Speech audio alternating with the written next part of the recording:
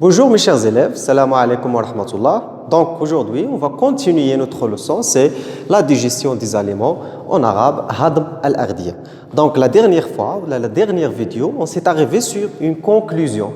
La conclusion, c'est les aliments que nous mangeons sont digérés, c'est-à-dire transformés en éléments plus simples qu'on appelle les nutriments. Ces nutriments issus de la digestion, c'est le glucose, les acides aminés, les acides gras et le glycérol. En plus de ces nutriments qui proviennent de la digestion par l'appareil digestif, on a d'autres éléments qui ne sont pas digérés. En plus de ces nutriments, certains aliments ne subissent pas de digestion. C'est l'eau, les vitamines et les sels minéraux. L'eau, les vitamines et les sels minéraux, ils ne subissent pas de digestion, ils sont déjà simples.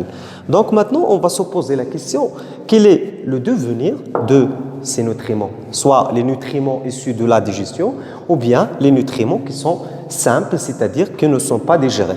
Donc on va se poser la question, ou la problématique, quel est le devenir des nutriments? Le glucose, les acides aminés, les acides gras, le glycérol, l'eau, les vitamines et les sels minéraux. Sachant que tous ces nutriments, ils sont maintenant au niveau de l'intestin grêle ou bien le maï al-daqiq.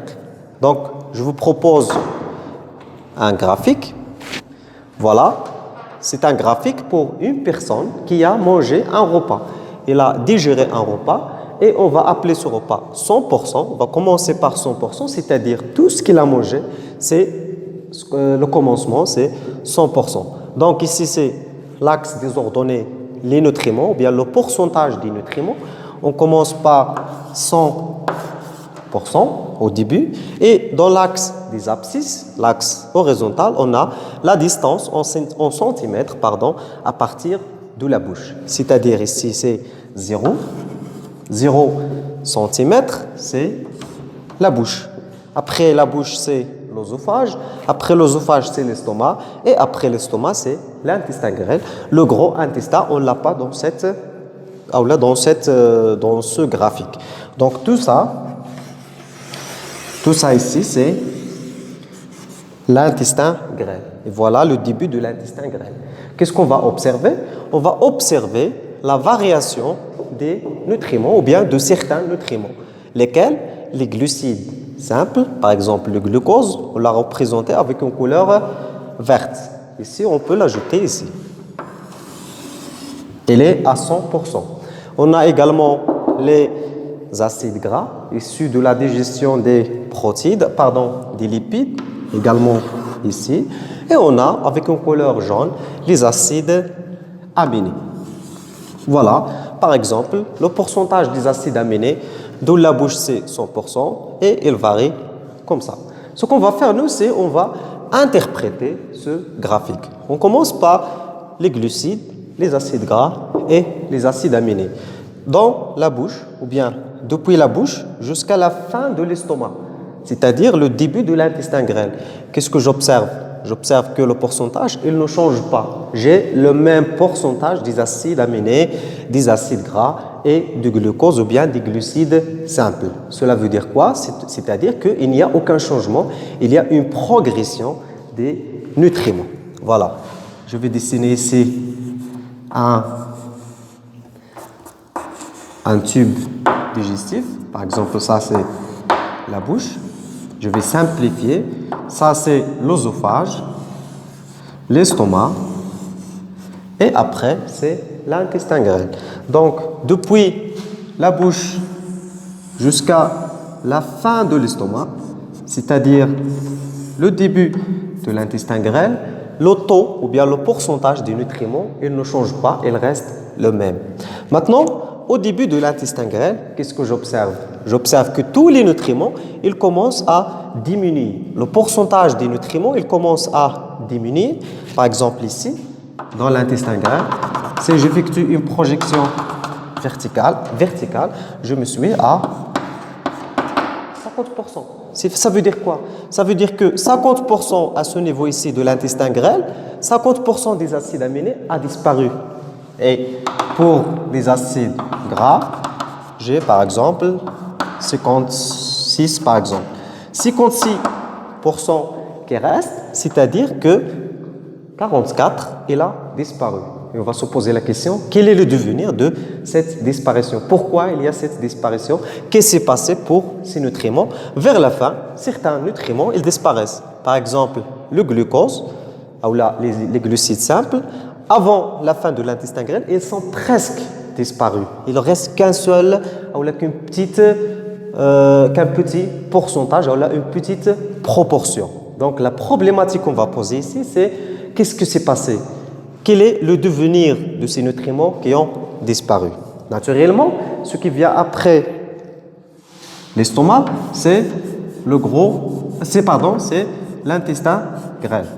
Je vais dessiner ici le gros intestin en premier plan et après, je vais dessiner l'intestin grêle. Voilà, l'intestin grêle, je vais le dessiner avec une couleur jaune.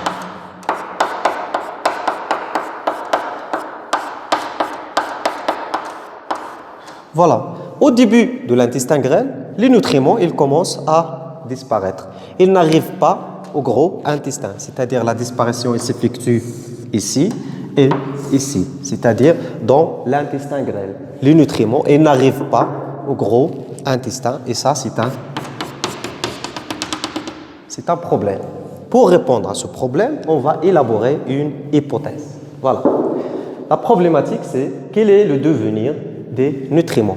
Quel est le devenir? Qu'est-ce qui s'est passé pour les nutriments ou bien la partie du nutriment qui a disparu? شنو وقع؟ ماذا حدث للجزء المفقود من les nutriments أو من مواد القات. Donc, le devenir, on va se poser une hypothèse, on va formuler une hypothèse, c'est l'hypothèse l'intestin grêle est riche en vaisseaux sanguins et lymphatiques. Je vous propose ce document. Dans ce document, on observe que l'intestin grêle est riche en vaisseaux sanguins et en vaisseaux lymphatiques. Cette petite observation, elle va m'aider pour formuler l'hypothèse. Si l'intestin grêle est riche en nutriments, si l'intestin grêle est riche en vaisseaux sanguins et en vaisseaux lymphatiques, donc je peux dire peut-être, ça reste une hypothèse, donc les nutriments passent dans le sang et dans la lymphe. Le sang dans les vaisseaux sanguins et la lymphe dans les vaisseaux lymphatiques. Donc c'est une hypothèse qui est logique, puisque l'intestin grêle est riche en vaisseaux sanguins et vaisseaux lymphatiques, je peux dire que peut-être ces nutriments qui ont disparu, ils passent dans l'intestin, ou là dans le sang et dans la lymphe. Maintenant, pour cette hypothèse, il reste une hypothèse, peut-être, je ne suis pas sûr. Donc, ce que je vais faire, c'est je vais vérifier cette hypothèse, c'est l'étape suivante, vérification de l'hypothèse. Pour maintenant vérifier cette hypothèse, je vais effectuer une comparaison de sang entrant et sortant de l'intestin grêle. Puisque dans l'intestin grêle, dans la paroi de l'intestin grêle, il y a des vaisseaux sanguins, je vais maintenant comparer la composition du sang entrant et la composition du sang sortant. S'il y a une augmentation des nutriments, c'est-à-dire que l'hypothèse est vraie. S'il y a le même pourcentage de nutriments dans le sang entrant et dans le sang sortant, c'est-à-dire que l'hypothèse est fausse. Donc je dois revenir ici et formuler une autre hypothèse pour répondre à la problématique. Donc pour la vérification, c'est la comparaison de sang entrant et de sang sortant de l'intestin grêle. Pour cela, je vous propose l'analyse de sang entrant et sortant de l'intestin grêle. Je vais analyser la composition de sang en glucose et en autres nutriments. Donc je vais chercher le pourcentage, la quantité de nutriments dans le sang entrant et dans le sang sortant. Par exemple, pour le glucose, on a une augmentation du glucose dans le sang entrant. C'est-à-dire que le sang, lorsqu'il sort de l'intestin grêle, il y a augmentation du taux de glucose, c'est-à-dire il s'enrichit en glucose. Pour les autres nutriments, c'est la même chose. Le sang s'enrichit en nutriments en passant de l'intestin grêle. Donc, cela veut dire quoi? On va noter ces résultats. Donc, rappelez-vous des étapes problématiques, hypothèses, vérification de l'hypothèse. L'étape suivante, c'est les résultats obtenus. Et les résultats qu'on a obtenus, c'est le sang, en passant de l'intestin grêle, et s'enrichit en nutriments. Cela veut dire quoi? Je vais interpréter ces résultats. Interprétation des résultats, les nutriments qui disparaissent de l'intestin grêle passent dans le sang. Et donc, l'hypothèse, elle est vraie. Maintenant, je vais interpréter ces résultats. Interprétation des résultats. Les nutriments qui disparaissent de l'intestin grêle passent dans le sang et dans la lymphe. C'est ce qu'on appelle l'absorption intestinale. L'absorption intestinale, c'est quoi? C'est le passage des nutriments depuis l'intestin grêle vers le sang et vers la lymphe. C'est ce qu'on appelle l'absorption intestinale, ou en arabe, c'est l'imtisas al-ma'awi.